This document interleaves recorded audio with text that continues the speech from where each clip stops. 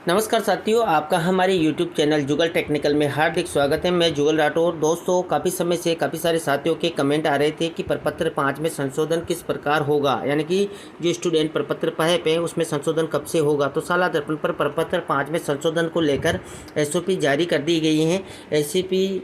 SOP हैं उसमें कुछ कंडीशन रखी गई हैं। कंडीशन क्या हैं, किस प्रकार आप संशोधन कर पाएंगे और जो जन आधार पुनः प्रमाणीकरण है वो कब से शुरू होगा, इसको लेकर पूरी जानकारी क्या है। तो किस प्रकार आप ऐसा नंबर है या नाम, माता पिता का नाम, जन्म तिथि, लिंग, संवर्ग है आदि में परिवर्तन कर सकते हैं, तो किस प्रकार करेंगे, इसकी लेकर पूरी जानकारी मैं आपको इस वीडियो में देने वाला हूं। तो कंप्लीट पूरा वीडियो देखिए। और आप हमारे चैनल पे नए हैं और अभी तक आपने हमारे चैनल को सब्सक्राइब नहीं किया तो चैनल को सब्सक्राइब करें, बेल आइकन प्रेस करके ऑल पर जरूर क्लिक करें, क्योंकि ऐसी लेटेस्ट जानकारी मैं आपको लगातार देता रहता हूँ। तो शुरू करते हैं। देखिए साथियों, साला दर्पण पोर्टल पर विद्यार्थी प्रपत्र 5 में संशोधन को लेकर SOP जारी कर दी गई हैं। SOP को लेकर पूरी जानकारी क्या है, प्रपत्र 5 में संशोधन आप किस प्रकार कर सकते हैं, इसकी पूरी जानकारी मैं आपको देने वाला हूं। तो देखिए, साला दर्पण पोर्टल पर विद्यार्थी प्रपत्र 5 में संशोधन के संबंध में मानक संचालन प्रक्रिया SOP के संबंध में यह आदेश जारी हुआ है। अब देखिए, यहाँ पर राजस्थान के साला दर्पण पोर्टल पर समस्त राजकीय विद्यालयों में अध्ययनरत विद्यार्थियों का विस्तृत रिकॉर्ड स्कूल स्तर से प्रपत्र 9 में भरवाया जाता है। यानी कि जो विद्यार्थी हैं उसका जितना भी रिकॉर्ड होता है वो प्रपत्र 5 में भरवाया जाता है। और विद्यार्थी की बेसिक सूचनाएं यथा स्कूल रजिस्टर नंबर यानी कि SR नंबर, नाम, माता पिता का नाम, जन्म दिनांक, लिंग, जाति, संवर्ग और मोबाइल नंबर प्रपत्र 5 में प्रदर्शित कर संशोधन की सुविधा उपलब्ध करवाई जा रही थी। यानी कि पहले ये सब चीज़ें जो है आप एडिट कर सकते थे। जो विद्यार्थी की बेसिक डिटेल थी वो प्रपत्र 5 में एडिट का आपको ऑप्शन मिलता था। लेकिन अब साथियों देखिए, विद्यार्थी डाटा की परिशुद्धता यानी कि विश्वसनीयता एवं विभिन्न लाभकारी योजनाओं की DBT हेतु जनाधार से अधिप्रमाणन यानी कि ऑथेंटिकेशन को मद्देनजर रखते हुए विद्यार्थी प्रपत्र 5 के डाटा में सुधार हेतु निम्नानुसार मानक संचालन प्रक्रिया यानी कि SOP निर्धारित की जा रही है। यानी कि यहाँ पर अब SOP जारी कर दी गई है। यानी कि एक बार अगर आपने जनाधार जो ऑथेंटिकेशन कर लिया है तो उसके बाद अब करना क्या होगा। तो देखिए, यहाँ पर आपके सामने 2 कंडीशन रखी गई हैं। पहली कंडीशन तो ये है कि विद्यार्थी के डाटा को जनाधार से अधिप्रमाणित नहीं किया गया है, तो आपको करना क्या है, यानी कि जनाधार ऑथेंटिकेशन नहीं हुआ है तब तक तो आप क्या कर सकते हैं। देखिए, साला दर्पण पोर्टल पर प्रपत्र 5 के विद्यार्थियों से संबंधित सूचनाओं को विद्यालय में उपलब्ध दस्तावेजों अथवा जैसे माता पिता अभिभावक से दस्तावेज प्राप्त कर विद्यालय रिकॉर्ड के अनुसार स्थानीय स्तर से सत्यापित किया जाएगा। यानी कि ये आप कर सकते हैं। यानी कि माता पिता अभिभावक से दस्तावेज लेकर और उसके आधार पर ये सूचनाएं आप जो है सत्यापित कर सकते हैं। इसके बाद दूसरे यहाँ पर जिन विद्यार्थियों का जनाधार ऑथेंटिकेशन नहीं हुआ है यानी कि जिनका ऑथेंटिकेशन अभी बाकी है, उन्हें एक बार प्रपत्र 5 में देखिए, यहाँ पर एक बार प्रपत्र 5 में स्टाफ लॉगिन से एवं स्टाफ लॉगिन नहीं होने पर स्कूल लॉगिन से डाटा परिवर्तन की सुविधा उपलब्ध करवाई जाएगी। यानी कि एक बार आपको संशोधन का मौका मिलेगा, या तो स्टाफ लॉगिन से होगा, अगर आपकी स्टाफ लॉगिन नहीं तो स्कूल लॉगिन से भी डाटा परिवर्तन आप कर सकते हैं। लेकिन इसकी भी कंडीशन है। देखिए क्या कंडीशन है, यहाँ पर देखिए, विद्यार्थी के नाम में संशोधन को यानी कि साउंड एक्स यानी कि समान ध्वनि वाले शब्द के माध्यम से जांच करके ही अनुमत किया जाएगा। यानी कि यहाँ पर अगर समान ध्वनि वाला शब्द है तो आप उसको कर सकते हैं। और यदि संपूर्ण नाम जैसे कि विकास का रमेश हो रहा है या गीता का सीता हो रहा है या जो भी हो, है ना, तो यहाँ पर किया जा रहा है। साथ ही लिंग और जन्म दिनांक में भी संशोधन है तो उसके संशोधन की सुविधा सक्षम उच्च स्तर पर दी जाएगी। यानी कि अगर लिंग और जन्म दिनांक में आपको संशोधन करवाना है तो उच्च स्तर पर इसके जो है सुविधा आपको मिल जाएगी संशोधन की। तो देखिए साथियों, यहाँ पर अगर संपूर्ण नाम और लिंग, जन्म दिनांक अगर आपको परिवर्तित करवानी है तो ये सक्षम उच्च स्तर से की जाएगी। और अगर समान ध्वनि वाले जो शब्द हैं उसको तो आप यहाँ से खुद कर सकते हैं, यानी कि प्रपत्र 5 से या स्कूल लॉगिन से आप कर पाएंगे। लेकिन अगर यहाँ पर पूरा नाम चेंज है या पूरा लिंग परिवर्तन करवाना है या जन्म दिनांक जो है परिवर्तन करवाना है तो ये फिर उच्च स्तर से ही हो पाएगा।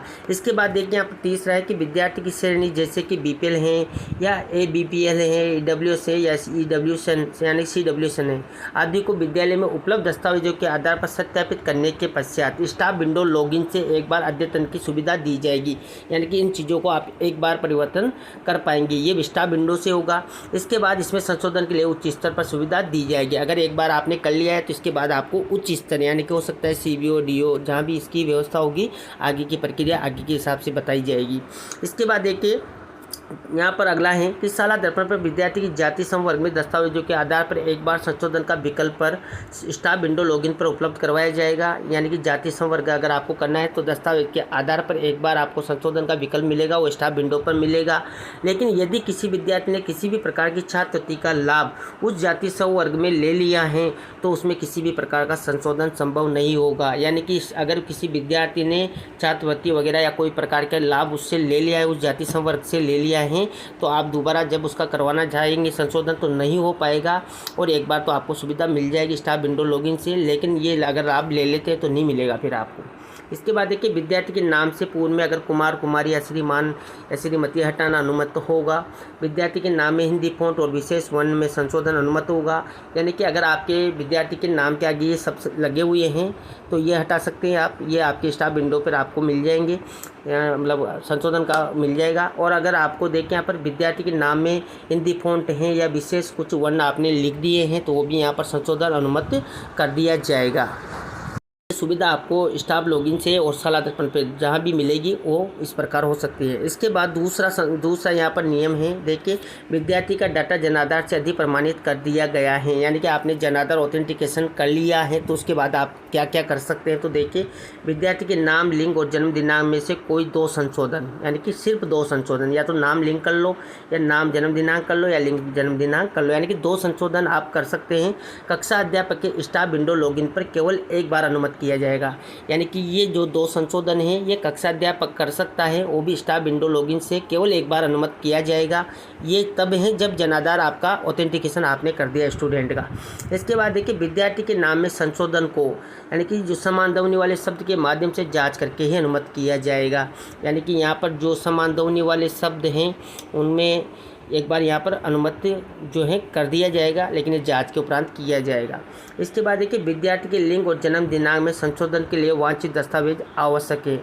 इसके बाद देखिए साला दर्पण पोर्टल पर केवल विद्यार्थी के नाम में कोई संशोधन अपेक्षित होने पर केवल साउंड एक्स के साथ या जन आधार में नाम में संशोधन अपेक्षित होने पर साला दर्पण पोर्टल पर जन आधार पुनः प्रमाणीकरण प्रक्रिया की अनुमति दी जाएगी। यानी कि ये सबसे बड़ी बात है, अगर जन आधार में संशोधन अपेक्षित हैं तो साला दर्पण पोर्टल पर आपको जन आधार पुनः प्रमाणीकरण, यानी कि आप फिर से ऑथेंटिकेशन कर पाएंगे, इसकी अनुमति भी आपको मिल जाएगी अगर यहाँ पर जन आधार में संशोधन की आवश्यकता है। अगर आपको विद्यार्थी के नाम में ही पोर्टल पे ही करवाना है तो वो अलग है, और जन आधार में अगर आपको संशोधन करवाना है तो यहाँ पर आपको पुनः प्रमाणीकरण की प्रक्रिया जो है मिल जाएगी।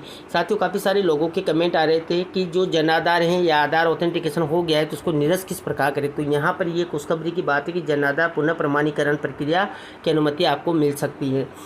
इसके बाद देखिए विद्यार्थी के नाम, लिंग, जन्म दिनांक में संशोधन अपेक्षित होने की स्थिति में संशोधन हेतु प्रक्रिया जन आधार प्राधिकरण यानी कि DOIT&C से चर्चा अनुसार पुनः अधिक प्रमाणित की सुविधा साला दर्पण पोर्टल पर केवल एक बार उपलब्ध होगी। यानी कि ये भी आपको एक बार ही मिलने वाली है। इसके बाद देखिए जिन विद्यार्थियों के द्वारा अपने नाम, माता पिता के नाम एक बार संशोधन का विकल्प साला दर्पण पोर्टल पर देने के बाद पुनः परिवर्तन विभागीय अथवा कानूनी प्रक्रिया अपनाकर परिवर्तन संशोधन करवाया होगा। यानी कि अगर आपने एक बार सब कर दिया है और दोबारा अगर आप करवाना चाहते हैं तो फिर ये विभागीय जो भी प्रक्रिया होगी या कानूनी प्रक्रिया होगी उससे ही आप संशोधन करवा पाएंगे। उनके नाम को साला दर्पण पोर्टल पर अपडेट करने की सुविधा दस्तावेजों के आधार पर संबंधित मुख्य ब्लॉक शिक्षा अधिकारी की लॉगिन पर प्रदान की जाएगी। यानी कि सब चीज़ें आपको CBO की लॉगिन पर मिलेगी। यदि किसी विद्यार्थी की प्रपत्र 5 की समस्त सूचनाओं को एक बार लॉक कर दिए जाने के पश्चात संपूर्ण परिवर्तन वांछित होने पर वह केवल निदेशालय स्तर से ही संभव होगा। और अगर आपने सारी सूचनाएं लॉक कर दी हैं तो अगर आप कुछ परिवर्तन करवाना चाहते हैं यानी कि संपूर्ण परिवर्तन करवाना चाहते हैं तो ये निदेशालय स्तर से ही संभव हो पाएगा। तो इस प्रकार ये पूरी जानकारी है। 2 कंडीशन है, अगर आपने जन आधार ऑथेंटिकेशन कर लिया है तो आप क्या कर सकते हैं, और जिन्होंने जन आधार ऑथेंटिकेशन नहीं किया है वो क्या कर सकते हैं। तो इस प्रकार की यहाँ पर जो है फॉर्मेट 5 को लेकर पूरी जानकारी SOP के माध्यम से जारी की गई है। अब यहाँ पर देखिए उक्त प्रक्रिया तत्काल प्रभाव से लागू की जाएगी और इसके पश्चात भी यदि त्रुटियाँ रहती हैं तो संबंधित स्टाफ और संस्था प्रधान इसके लिए जिम्मेदार होगा, और जो ये SOP है वो सक्षम स्तर से अनुमोदित है। यानी कि दोस्तों अब यहाँ पर जो प्रपत्र 5 हैं इसमें आपको सीधा जो है संशोधन का ऑप्शन नहीं मिलने वाला है। अगर आपने जन आधार ऑथेंटिकेशन कर लिया है तो आपको कुछ यहाँ पर विकल्प दिए गए हैं, उसके माध्यम से आप जो है इन चीज़ों को संशोधित कर पाएंगे।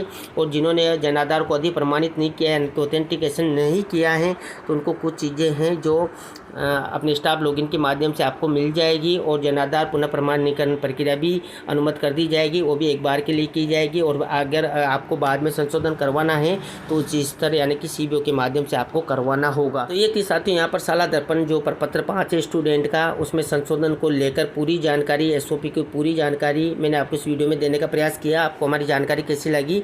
जानकारी अच्छी लगी तो लाइक शेयर करें, और अभी तक आपने हमारे चैनल को सब्सक्राइब नहीं किया तो चैनल को सब्सक्राइब करें, बेल आइकन प्रेस करके ऑल पर जरूर क्लिक करें, क्योंकि ऐसी जानकारी मैं आपको लगातार देता रहता हूं। धन्यवाद साथियों, फिर मिलते हैं नई वीडियो में नई जानकारी के साथ, तब तक के लिए जय हिंद।